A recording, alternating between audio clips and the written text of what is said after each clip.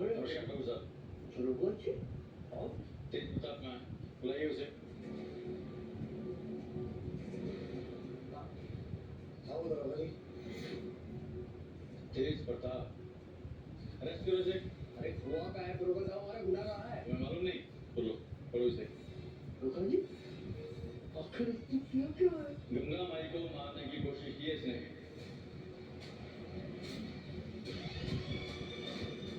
उनका ढाबा जलाकर। बिना सबूत के बात नहीं करना है।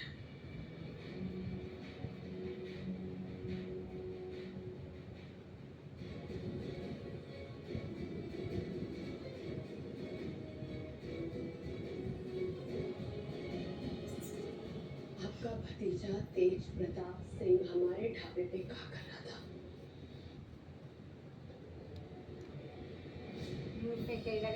तुम तो खाली एक मोहरा हो तेज प्रताप। हमारा असली निशाना है ठाकुराइन दुर्गावती सिंह।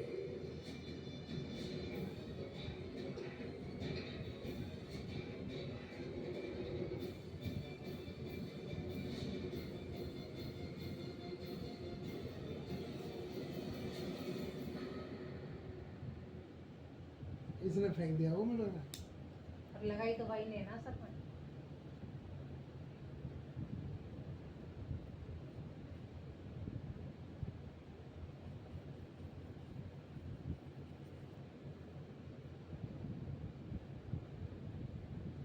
जवालिया में ले अच्छा हाँ मैं खाए नहीं ये जो रखे तो ले लिया ना। कटोरी तेरे हाथों से अलग स्वाद आता है। तो मैं बड़ी सकल के छीन में लिया ना प्लीज बाबू। थोड़ा सा छुड़वा दीजिए ना भाई जी प्लीज। तुम्हें एक बात समझ नहीं आती क्या? चले जाइए यहाँ से वरना मैं काम बुलाऊंगा।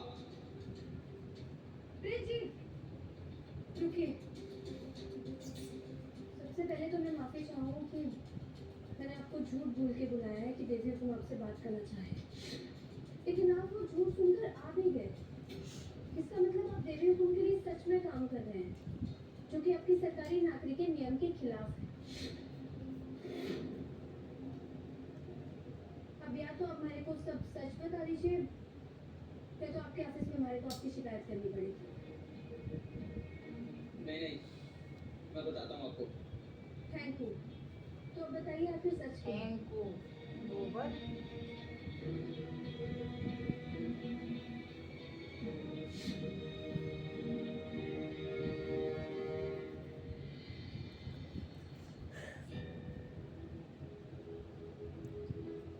वसूड़ी ए वसूड़ी। दादी साहब मैं हूँ दिव्या। कुछ चाहिए आपको दादी साहब? आपकी दवाई का टाइम हो रहा है, मैं आपको 1 मिनट दवाई दे देती हूँ।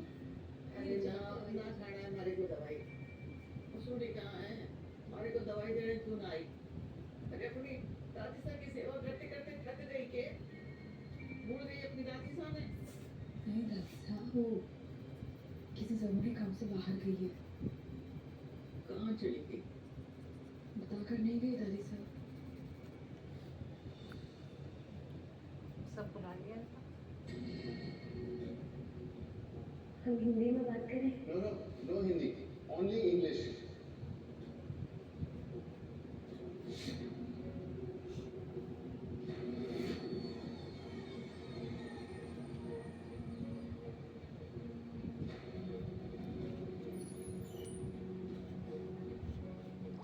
इस तरह से डिमोलिशन का कारण क्या है?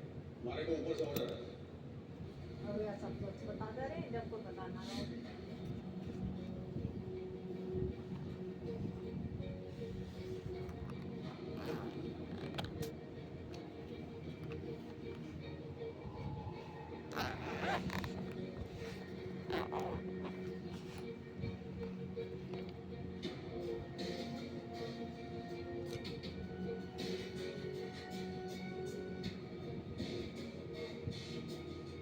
जतिन जी कैसे हैं आप?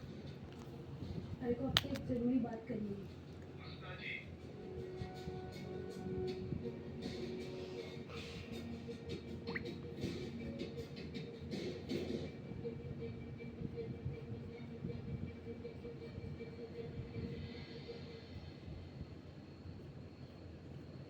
क्यों परेशान कर रहे हो हमारे को? हैं? हमारा मरना कह रहे हैं, मैंने बोला ना। दादी साहब बिना खाए आप और भी कमजोर हो जाएंगे, इसलिए खा लीजिए।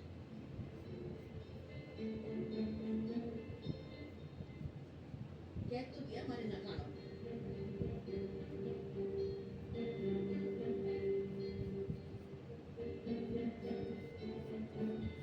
अरे बसूड़ी अब तक आई नहीं लौटी। आती होगी दादी साहब। पर बसु गई कहाँ है? पता नहीं, मुझे भी कुछ नहीं बताया। पता नहीं कहाँ है।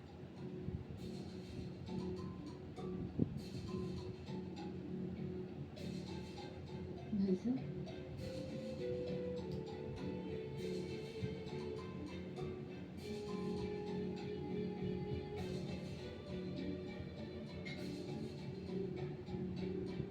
मुझे भूख नहीं है। रुक जाओ देव, ऐसे अन्नपूर्णा का अपमान नहीं करते हैं बेटा। जिन हाथों ने इस घर की लक्ष्मी को आगे बढ़ने से रोका हो, उन हाथों से परोसा हुआ खाना खाना भी अन्नपूर्णा का अपमान है पापा साहब। दादी साहब, आप जो कह रही थी, सोच रही थी, समझ रही थी, वो बिल्कुल सही था। मैं ही गलत था। और इसलिए प्रायश्चित के लिए मैं भी आपका रास्ता अपनाऊंगा। आज से मैं भी बसों के हाथ का भरोसा हुआ और बनाया हुआ खाना ही खाऊंगा।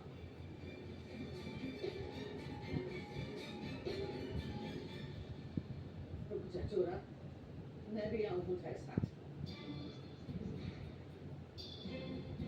अरे मानो तो इस घर में किसी को भी मुंह देखने को मन ना करे, वो तो टीवी जबरदस्ती खींच लाए। बस वसूली आ जावे, फिर उससे बढ़वा के जिएंगे दोनों। कहाँ चली गई थी तुम? ये देखो क्या हो रहा है घर में तुम्हारे बिना। हाँ बिल्कुल सही कह रहे हैं देव सर, आपका फैसला एकदम सही है। मत खाइए देवी हुकुम के हाथ का खाना, हमारे को भी ना खाना है। देवी हुकुम ने हमारे साथ इतना बुरा किया, उनके हाथ का खाना हम कैसे खा सके? और हमारे को इनसे कोई लेना देना भी ना रखना। मैं तो कभी सपने में भी ना सोच सकती थी देवी हुकुम कि आप हमारे साथ ऐसे करेंगी, हमारे रास्ते में रोड़े डालेंगी, इतने अड़चने डालेंगी, रुकावटें पैदा करेंगी, आगे बिछा देंगी। बसु, इस बारे में हम पहले ही बात कर चुके हैं, दोहराने की कोई जरूरत नहीं है। चलो अंदर चलते हैं। अंदर क्यों देव सर? अगर जाना है तो बाहर जाएंगे ना। हम दोनों ये घर छोड़कर हमेशा हमेशा के लिए चले जाएंगे।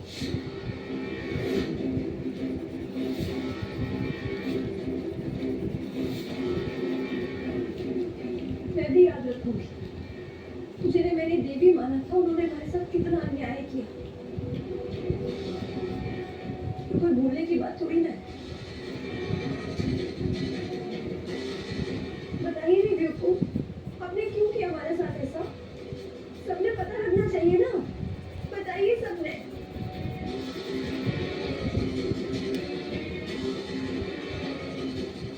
क्या सोच रही है देवी को?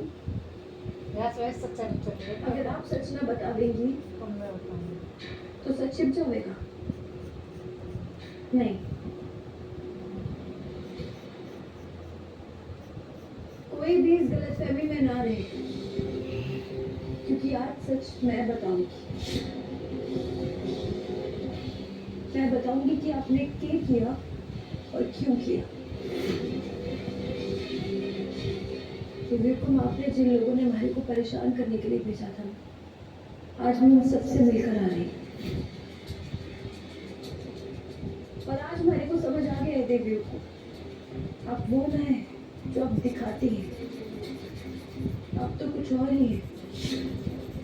आपने हमारा 100 किलो के अचार का पहला ऑर्डर जब्त करवा दिया और उस मुसीबत से बाहर आने के लिए हमारे को फैक्ट्री चलाने के लिए परमिट